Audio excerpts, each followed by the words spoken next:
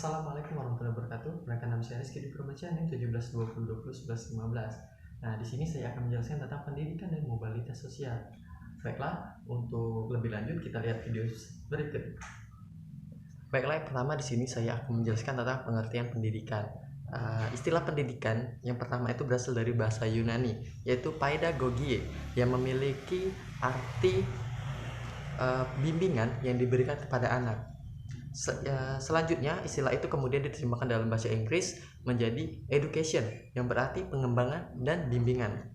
Terus istilah pendidikan dalam Islam adalah tarbiyah, yang jika diterjemahkan menjadi pendidikan. Selanjutnya pengertian menurut Kamus Besar Bahasa Indonesia atau KBBI. Di sini menjelaskan bahwa pendidikan merupakan proses pengubahan sikap dan tata laku seseorang atau kelompok orang dalam usaha mendewasakan manusia melalui upaya pengajaran dan pelatihan. Selanjutnya di sini juga ada menurut Muhammad Nasir. Di sini menyatakan bahwa pendidikan adalah suatu bimbingan jasmani dan rohani yang menuju kepada kesempurnaan dan kelengkapan arti kemanusiaan dan arti sesungguhnya. Terus di sini juga ada menurut Marimba yang mengatakan bahwa pendidikan adalah bimbingan secara sadar oleh si pendidik terhadap perkembangan jasmani dan rohani si terdidik menuju terbentuknya kepribadian yang utama. Jadi dapat disimpulkan bahwa pendidikan itu adalah suatu proses belajar individu atau kelompok demi mencapai perubahan ke arah yang lebih baik. Nah, di yang kedua ini saya akan menjelaskan tentang pengertian mobilitas sosial. Nah, di sini banyak sekali pengertian mobilitas sosial. Yang pertama yaitu dari Henry Clay Smith mengatakan mobilitas sosial adalah gerakan dalam struktur sosial atau gerakan antar individu dan kelompoknya. Yang kedua, menurut Paul B. Horton dan Chester L. Hahn, mengatakan mobilitas sosial adalah suatu gerak perpindahan dari suatu kelas sosial ke kelas sosial yang lain.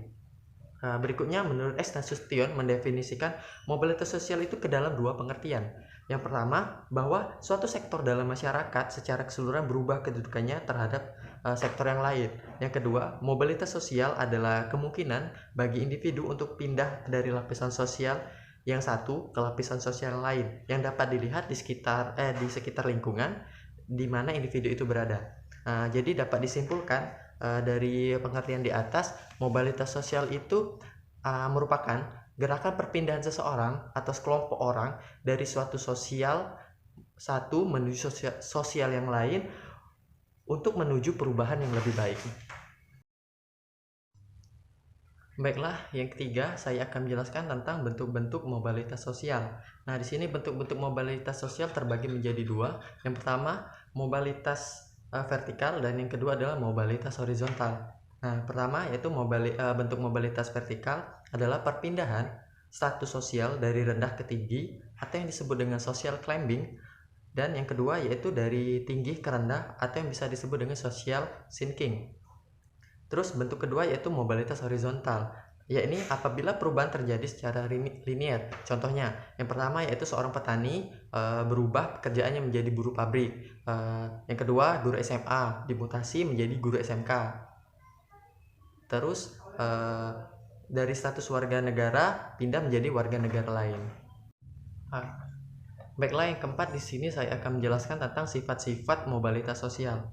Di sini mobilitas sosial itu memiliki beberapa sifat seperti berikut. Yang pertama, mobilitas sosial akan bersifat tinggi apabila masyarakat menganut sistem stratifikasi sosial terbuka. Yang kedua, mobilitas sosial akan terhambat apabila masyarakat menganut sistem stratifikasi sosial tertutup. Yang ketiga, makin tinggi mobilitas sosial dapat meminimalisasi diskriminasi terhadap ras, etnis, jabatan, dan perbedaan gender. Yang keempat, mobilitas sosial bersifat rendah karena masyarakat berpedoman pada nilai-nilai kultur daerah.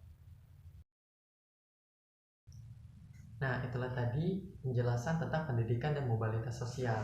Mungkin itu saja yang dapat saya sampaikan. Semoga bermanfaat. Apabila ada salah kata dan salah perbuatan, saya mohon maaf. Pada Allah saya mohon ampun.